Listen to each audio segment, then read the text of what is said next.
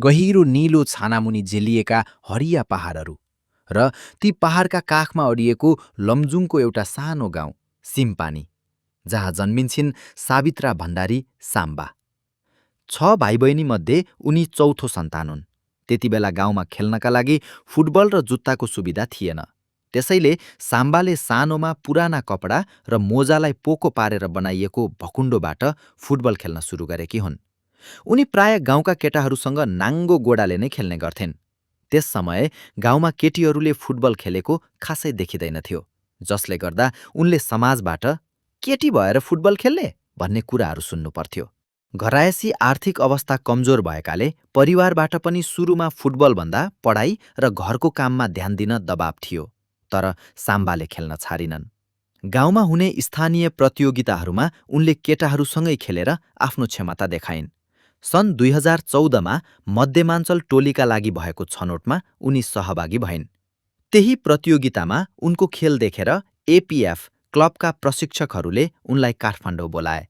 APF क्लबमा आबद्ध भएपछि साम्बाले पहिलो पटक व्यावसायिक रूपमा प्राविधिक प्रशिक्षण, सही खेलकुद सामग्री र जुत्ता पाएकी हुन्।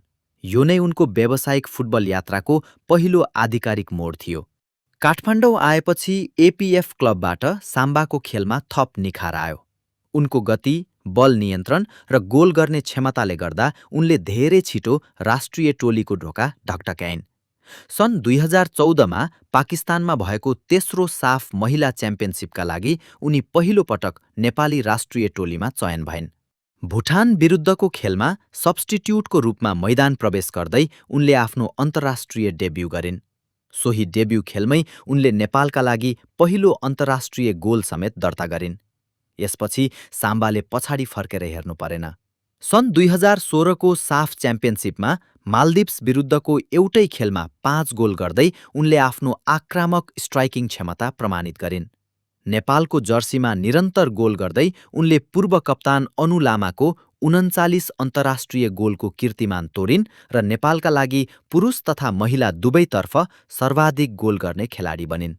नेपाली घरेलु फुटबल र राष्ट्रिय टोलीमा आफ्नो पकड जमाएपछि अब साम्बाका लागि नयाँ चुनौती र अन्तर्राष्ट्रिय लिगको ढोका खुल्न बाँकी नै थियो। नेपालमा आफ्नो दबदबा कायम गरेपछि साम्बाको नजर अन्तर्राष्ट्रिय व्यावसायिक लिगमा पर्यो।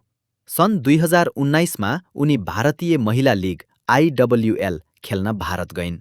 सेथु एफसी र पछि गोकुलम केरलाबाट खेल्दै उनले दुवै टोलीलाई च्याम्पियन बनाइन् र प्रतियोगिताको सर्वाधिक गोलकर्ता बनिन्। तर उनको यो सफलताको यात्रामा सन् 2021मा ठूलो धक्का लाग्यो। राष्ट्रिय महिला लिगको खेलका क्रममा उनको घुँडाको एसीएल च्यातियो। यो चोटका कारण उनी झन्डै 1 वर्ष मैदान बाहिर रहनु पर्यो। कतारको अस्पेटर अस्पतालमा शल्यक्रिया र लामो रिह्याबपछि उनी अझ बलियो भएर मैदानमा फर्किइन्। कमब्याकपछि साम्बाको यात्रा एसियामा मात्र सीमित रहेन। सन् 2023मा इजरायलको हपोएल जेरुसलेममा अनुबन्ध हुँदै उनी युरोपेली क्लबमा खेल्ने पहिलो नेपाली महिला फुटबलर बनिन्। त्यसपछि सन् 2024मा उनले अर्को ऐतिहासिक फर्को मारिन्।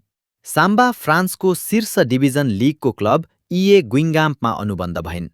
युरोपको टप लेभल फुटबल लिगमा खेल्ने पहिलो नेपाली खेलाडी बनेर सावित्रा भण्डारी साम्बाले लमजुङको मकैबारीबाट सुरु भएको आफ्नो यात्रालाई विश्व मञ्चसम्म पुर्याइन्।